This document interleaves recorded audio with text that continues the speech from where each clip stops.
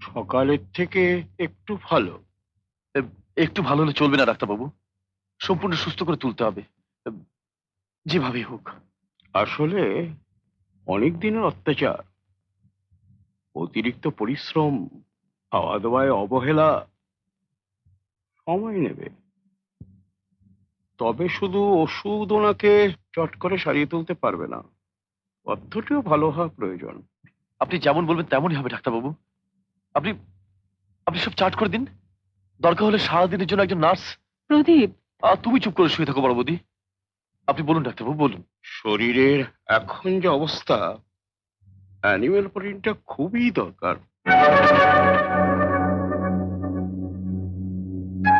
Animal protein? হ্যাঁ, টাটকা মাছ, মেটে। অসম্ভব। না, কিছুই অসম্ভব নয়। শরীরের থেকে সংস্কার বড় হতে পারে না। হিন্দু বিধবা, মাছ, মাংস। মা,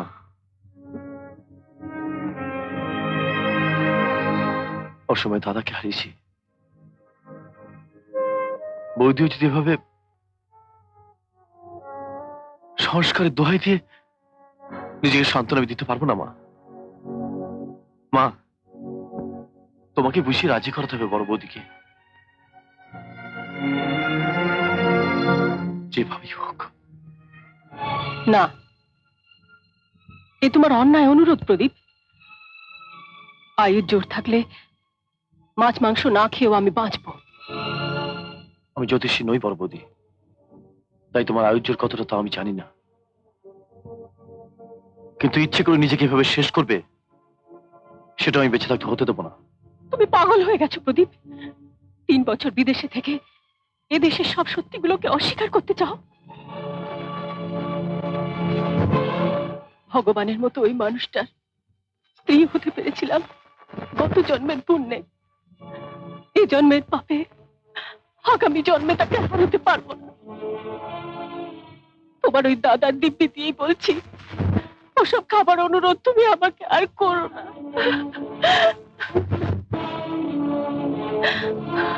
তোমাকে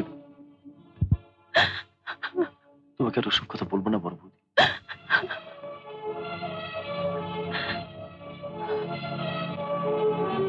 কিন্তু একটা কথা শুনে রাখো,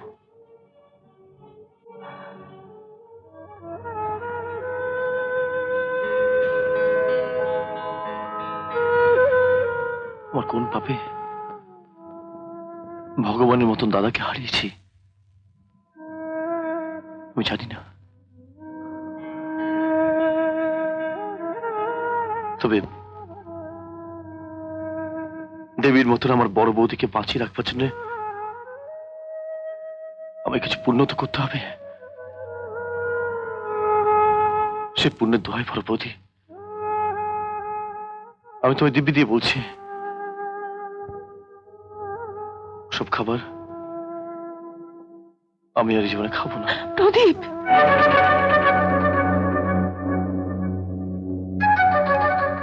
আমার ভালোবাসার জোর দিয়ে প্রদীপের এই শপথ আমি ভাঙবই মিস্তি।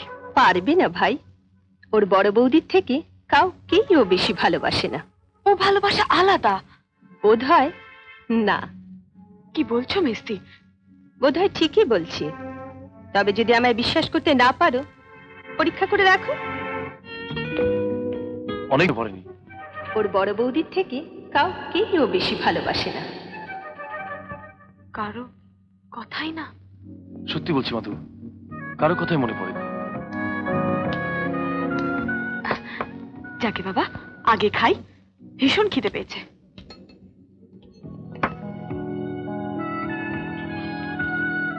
নাও।